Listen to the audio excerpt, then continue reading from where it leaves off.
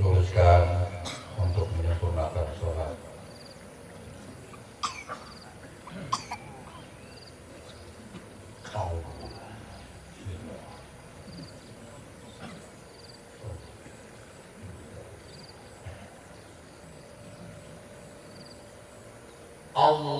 Allahu Akbar.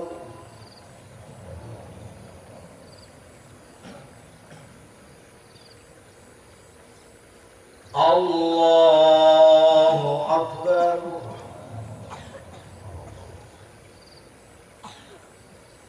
Allahu Akbar. Allahu Akbar. Allahu Akbar. Allahu Akbar. Allahu Akbar. Bismillahirrahmanirrahim. Alhamdulillahi Rabbil alamin. Ar-Rahmanir Rahim. Malik yawmiddin. Iyyaka na'budu wa iyyaka nasta'in. Ihdina as-siratal mustaqim. Siratal ladzina an'amta 'alaihim ghairil maghdubi 'alaihim waladdallin.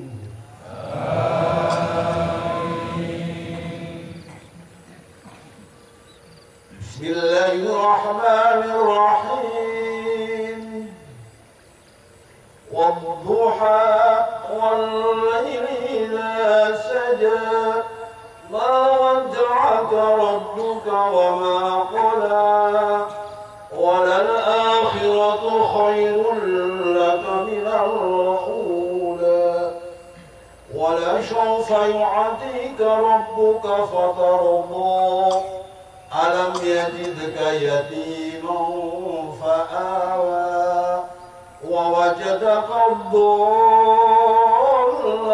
فَهَدَىٰ ووجدك عائلا فأغنى فأما اليتيم فلا تقهر وأما السائل فلا تنهر وأما بنعمة ربك فحدث. الله أكبر.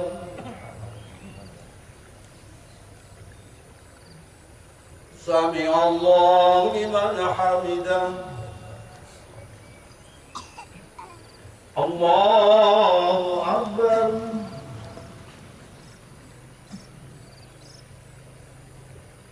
الله أكبر.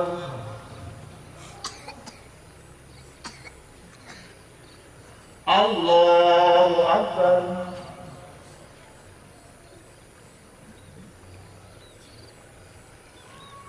الله أكبر. الله أكبر. الله أكبر.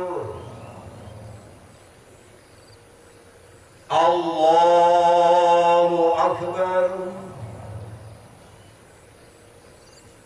الله أكبر. الله أكبر.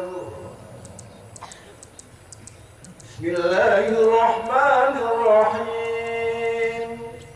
الحمد لله رب العالمين الرحمن الرحيم مالك يوم الدين إياك نعبد وإياك نستعين اهدنا الصراط المستقيم صراط الذين أنعمت عليهم غير المغضوب عليهم ولا الضالين.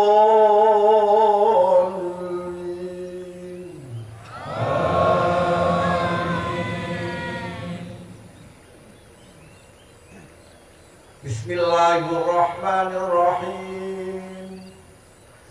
إنا أعطيناك الكوثر فصل لربك وانحر إن شانئك هو الأبتر. الله أكبر. سمع الله لمن حمده. الله أكبر. الله أكبر. الله أكبر.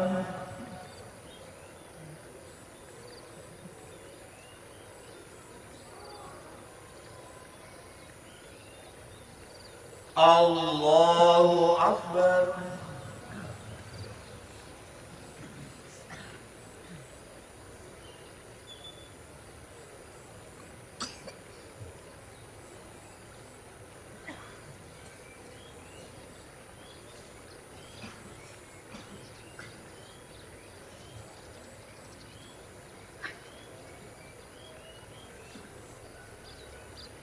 السلام عليكم ورحمة الله. السلام عليكم ورحمة الله.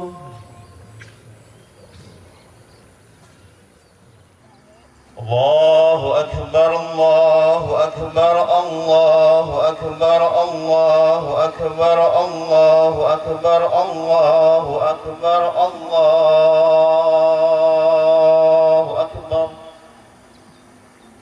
لا إله إلا الله والله أكبر. الله أكبر ولله الحمد.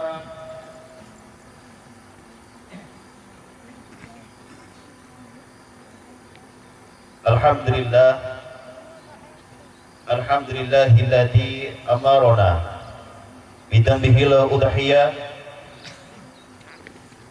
وبلغنا إلى هذا اليوم من عشر ذي الحجة وأشهد أن لا إله إلا الله ذو الرحمة الواسعة وأشهد أن سيدنا محمد عبده ورسوله الذي ترجى منه الشفاعة اللهم صل وسلم وبارك على سيدنا محمد نبي الرحمة وعلى آله وصحبه ذوي العقول السليمة صلاة وسلاما متلازمين إلى يوم القيامة أما بعد فيا إخوة الإسلام أوصيكم ونصي بتقوى الله عز وجل على قائل في محكم الكتاب لن ينال الله لحومها ولا دماؤها ولكن يناله التقوى منكم كذلك سخرها لكم لتكبروا الله على ما هداكم وبشر المحسنين. Jamaah sidang Idul Adha yang dimuliakan Allah Subhanahu wa taala. Segala puji hanya bagi Allah Subhanahu wa taala, Tuhan semesta alam yang telah melimpahkan nikmat dan yang tak terhingga kepada kita semuanya. Nikmat iman, nikmat Islam, kesehatan dan kesempatan untuk kembali berkumpul di hari yang mulia ini. Hari Raya Idul Adha 1446 Hijriah. Salawat dan salam semoga senantiasa tercurah kepada junjungan kita Nabi besar Muhammad sallallahu alaihi wasallam beserta keluarga, para sahabat dan seluruh umatnya hingga akhir zaman nanti. Pada hari yang agung ini kita mengenang kembali keteladanan paripurna seorang Nabi, Nabi Ibrahim alaihi salam dan putranya Nabi Ismail. Sebuah kisah tentang ketaatan dan pengorbanan yang tak tergoyahkan. Kurban yang kita tunaikan hari ini adalah simbol dari pengorbanan suci tersebut, sekaligus wujud syukur kita kepada Allah Subhanahu wa taala atas segala karunia dan nikmatnya.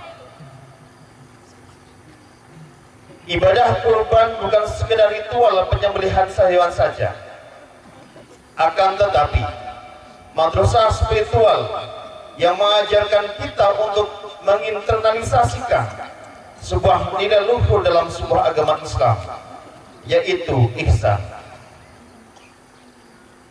Ihsan yang secara etimologi berarti berbuat baik, dan secara terminologi merupakan upaya melakukan sesuatu dengan sebaik mungkin dalam aspek interaksi kepada Tuhan serta kepada sesama makhluk manusia.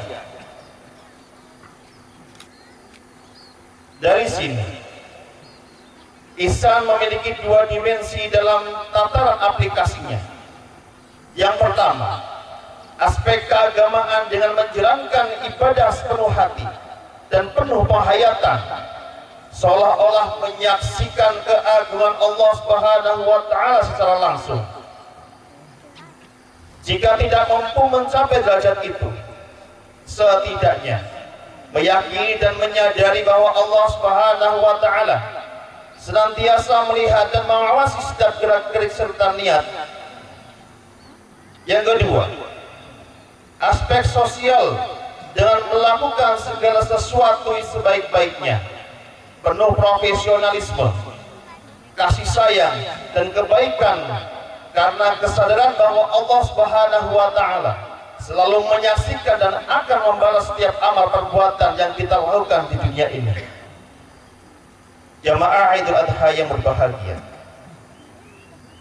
dimensi ihsan pertama di dalam ibadah kurban disebutkan oleh Allah Subhanahu wa taala sebagai manifestasi seseorang hamba yang melaksanakan ibadah kurban dengan maksimal. Ibadah kurban dinyatakan berhasil dan diterima oleh Allah Subhanahu wa taala jika melahirkan karakter ihsan dalam diri seorang hamba. Hal ini ditegaskan oleh surat Al-Hajj ayat 37. La yanalallahu lahumuha wala dima'uha walakin yanaluha at-taqwa minkum. Kadzalika sakhkharaha lakum litukabbirullaha ala ma hadakum wa basyiril muhsinin. Daging-daging onta dan darahnya itu sekali-kali tidak akan mencapai keridhaan, tetapi ketakwaan dan kalianlah yang dapat mencapainya. Demikianlah Allah telah menundukkannya untuk kalian, supaya kalian mengagungkan Allah terhadap hidayahnya kepada kalian, dan berilah kabar gembira kepada orang-orang yang berbuat baik. Ayat ini menegaskan bahwa sebuah esensi dari ibadah kurban bukanlah pada aspek fisik daging atau darah hewan yang disembelih. Allah Subhanahu wa Ta'ala Maha Kaya, sehingga tidak membutuhkan hal tersebut. Kesempurnaan iman dan ketakwaan dan keikhlasan dalam berkurban adalah yang akan diterima oleh Allah Subhanahu wa Ta'ala sebagai inti dari nilai ihsan itu sendiri. Ihsan yang disebutkan dalam ayat di atas merupakan puncak tertinggi posisi seorang hamba di hadapan Allah Subhanahu wa Ta'ala.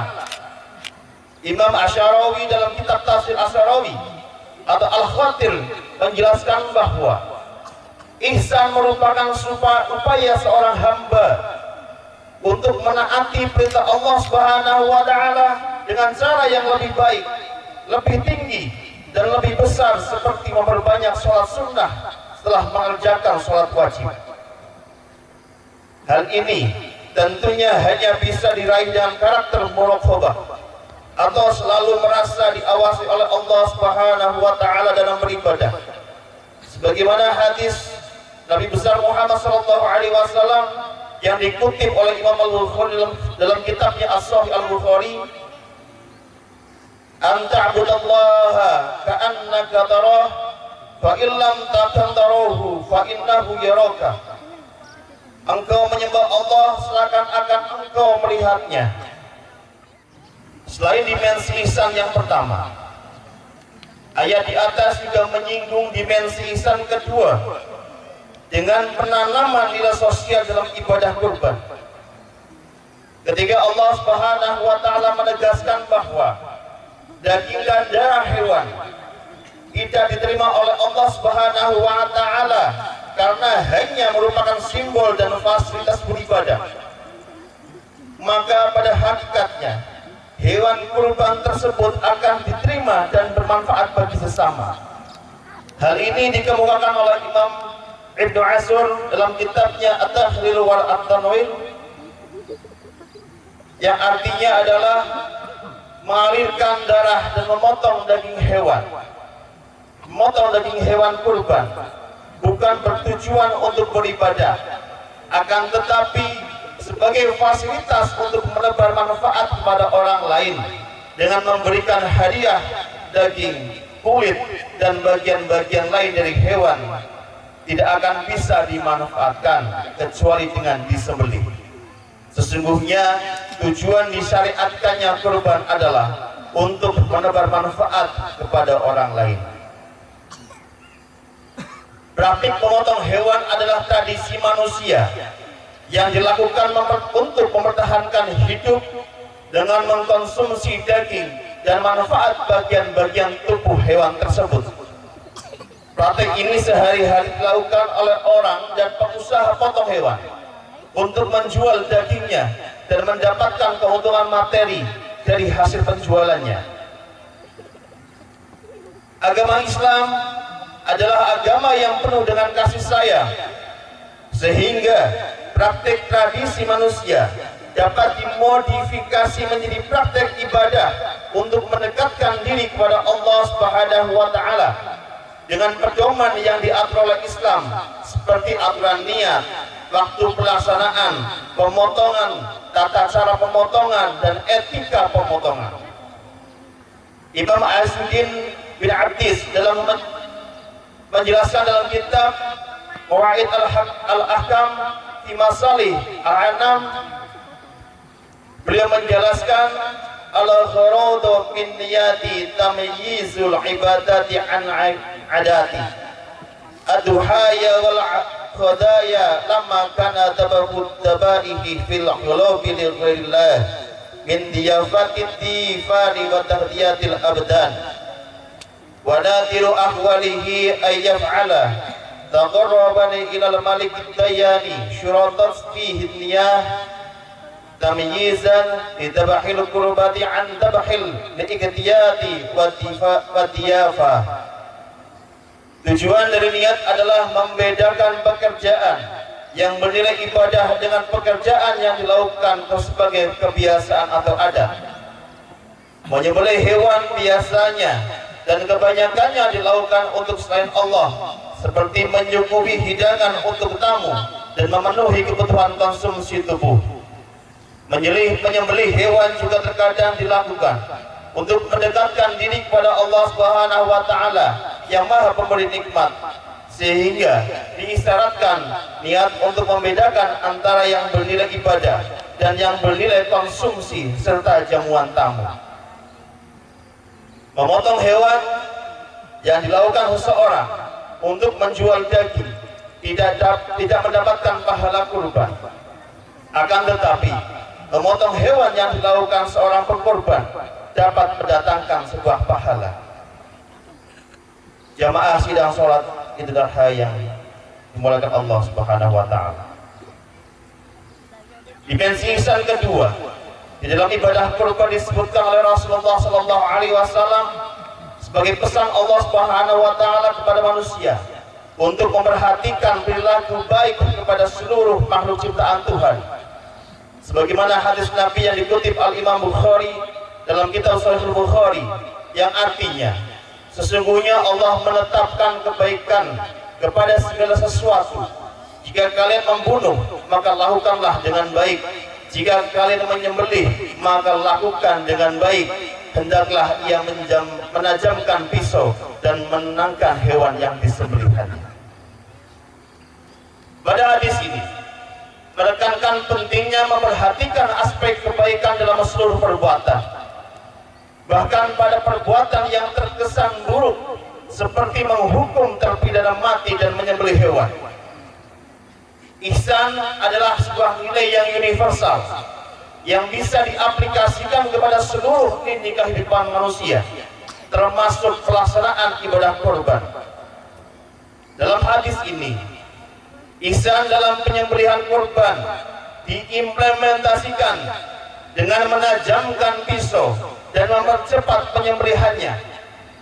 Al-Imam An-Nawawi dalam kitab Al-Minhaj Syarah Al-Sahih Al-Muslim menambahkan bahwa perilaku ihsan lainnya seperti tidak mengasah pisau di hadapan hewan, tidak menyembelih seekor hewan di hadapan hewan lain, dan tidak menyeret hewan ke tempat penyembelihannya.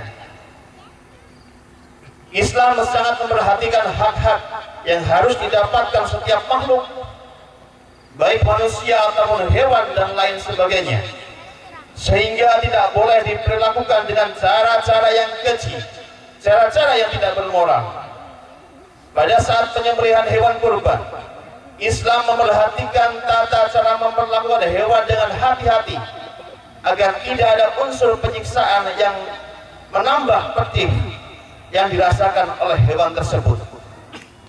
Oleh karena itu, sebagaimana dikutip Al-Imam Abdul Razzaq dalam kitab Al-Musannaf, ketika Nabi Muhammad SAW melihat seorang yang menyembelih kambing dengan membaringkannya, menginjak lehernya dan mengasah pisau di hadapannya, Nabi SAW berkata kepada orang tersebut, "Wailak, aradada amdumitaha maitat, halla ahdatta safrataka qabla an tudahija'aha." Celakalah kamu, apakah kamu ingin membunuhnya dengan cara yang mengerikan? Kenapa kamu tidak mengasah pisau sebelum kamu membaringkannya, bukan di hadapannya? Jamaah sholat Idul Adha yang dimuliakan Allah Subhanahu wa taala, jika terhadap hewan kurban, Islam sangat memperhatikan ihsan dalam memperlakukannya, maka apalagi terhadap sesama manusia sebagai makhluk yang punya kesamaan rasa dan akal. Manusia selalu menganggap dirinya sebagai makhluk kelas satu di antara makhluk yang lain, sehingga memandang hewan dan lainnya sebagai objek yang dapat diperlakukan dengan cara apapun. Padahal Islam sudah memberikan pedoman hidup bagi manusia yang tidak hanya mengatur hubungannya kepada sesama manusia saja, tetapi kepada seluruh makhluk Tuhan yang ada di dunia ini. Berbuat kebaikan kepada hewan sama pentingnya di dalam ajaran Islam dengan berbuat baik kepada manusia. Ada satu kisah menarik dikutip Al-Ibnu As-Sahih dalam kitab Al-Majlis As-Saniyah As-Syahrul Arabi An-Nawawiyah. Beliau menjelaskan bahwa ketika Imam As-Sibli wafat, beberapa muridnya memimpikan dan menanyakan tentang kondisinya di alam kubur. Kemudian ia menjelaskan bahwa Allah memberikannya kemuliaan di hadapan Allah Subhanahu wa taala yang mengajaknya berbincang. Allah bertanya, "Wahai Abu Bakar, apakah kamu tahu hal apa yang membuatku mengampuni dosa?" Ia menjawab, "Amal salehku." Allah berkata, "Bukan." Ia menjawab kembali, "Keikhlasan, beribadah, haji, puasa, sholat, dan perjalanan menuntut ilmu kepada orang yang soleh."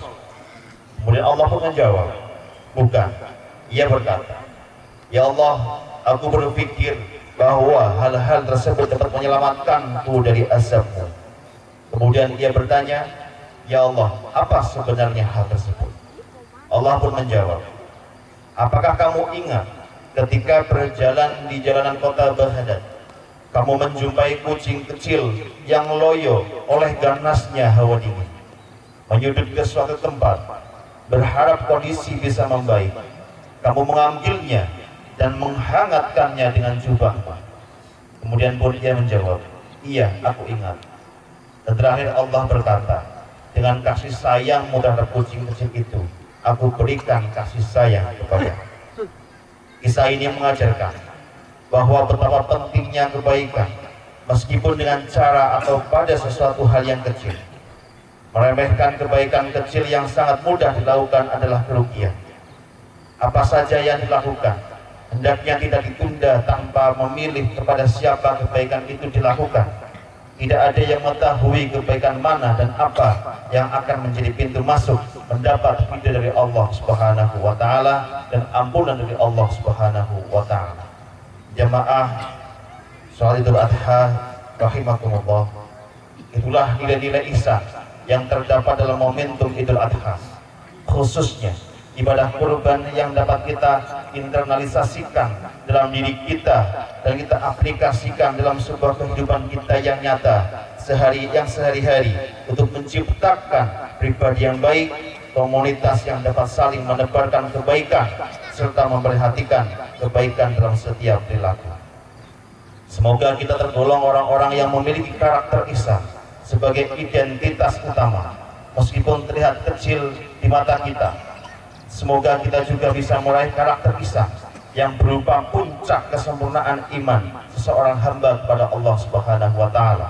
Semoga dengan demikian kita dapat menjadi hamba-hamba Allah yang mendapatkan kebaikan besar dari Allah Subhanahu wa taala di dunia hingga akhir kiamat nanti. Amin ya rabbal alamin. Barakallahu li wa lakum fil Qur'anil azim wa nafa'ani wa iyyakum bima fihi minal ayati wa dzikril hakim wa taqabbal minni wa minkum tilawatahu innahu wal ghafurur rahim wa qul rabbighfir warham wa anta khairur rahimin.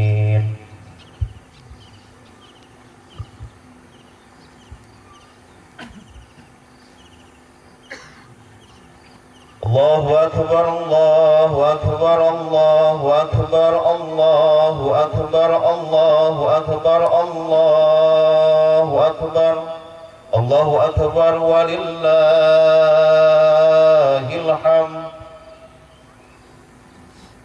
Alhamdulillah, alhamdulillahilladzi amarna bil islah wa hasana 'alal shalah وبين لنا سبل الفلاح وأشهد أن لا إله إلا الله وحده لا شريك له وأشهد أن سيدنا محمد عبده ورسوله اللهم صل وسلم وبارك على سيدنا محمد وعلى آله وصحبه ومن تبعهم بإحسان إلى يوم الدين أما بعد فأوصيكم عباد الله ونفسي بتقوى الله إن الله أمركم بأمر بدأ فيه بنفسه وثنى فيه وملا بملائكته فقال الله تعالى إن الله وملائكته يصلون على النبي يا أيها الذين آمنوا صلوا عليه وسلموا تسليما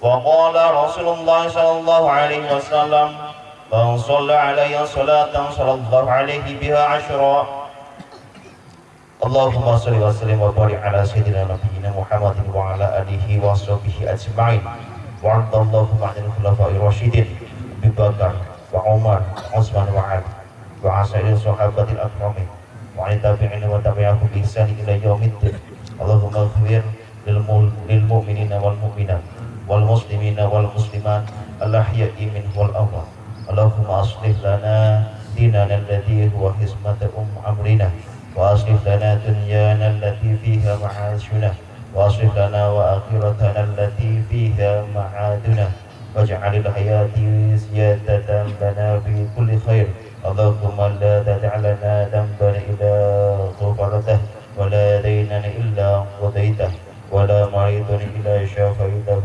وعافيته ولا حاجة من الحوائج الدنيا إلا قضيتها ويسرتها لنا يا أكرم الأكرمين ويا أرحم الراحمين اللهم دفعنا البلاء والوباء والزلازل والمهنة وسوء الفتن والمهنة ما ظهر منها وما بطن عن بلدنا إندونيسيا خاصة وشأن البلدان المسلمين عامة يا رب العالمين اللهم انصر إخواننا في فلسطين من ظلمات الكفار وإسرائيل اللهم سلمهم والمسلمين واصبر لمرضاهم واغفر لموتاهم من جميع المسلمين يا أرحم الراحمين ربنا آتنا في الدنيا حسنة وفي الآخرة حسنة وقنا عذاب النار وقنا عذاب النار وقنا عذاب النار ربنا ظلمنا أنفسنا وإن لم تغفر لنا وترحمنا لنكونن من الخاسرين ربنا آتنا في الدنيا حسنة وفي الآخرة حسنة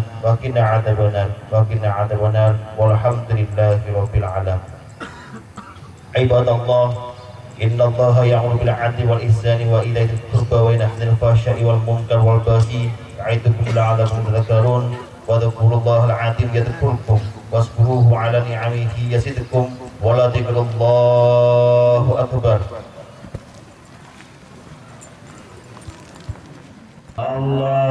اللهم صل على محمد يا ربي صل عليه وسلم اللهم صل على محمد يا ربي صل عليه وسلم اللهم صل على محمد يا ربي صل عليه وسلم اللهم صل على محمد يا ربي صل عليه وسلم اللهم صل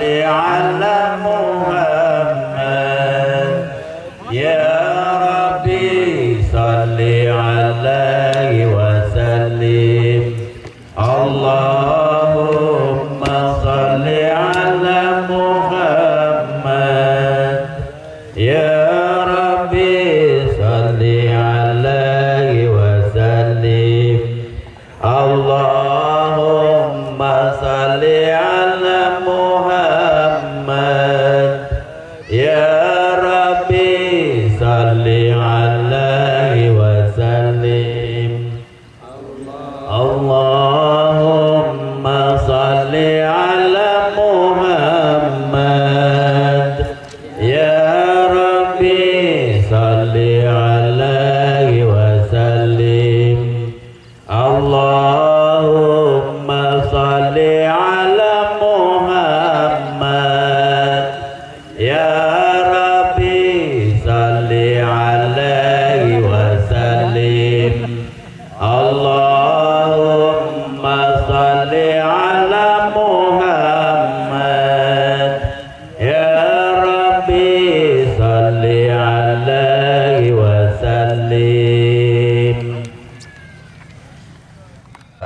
ngantri keluar.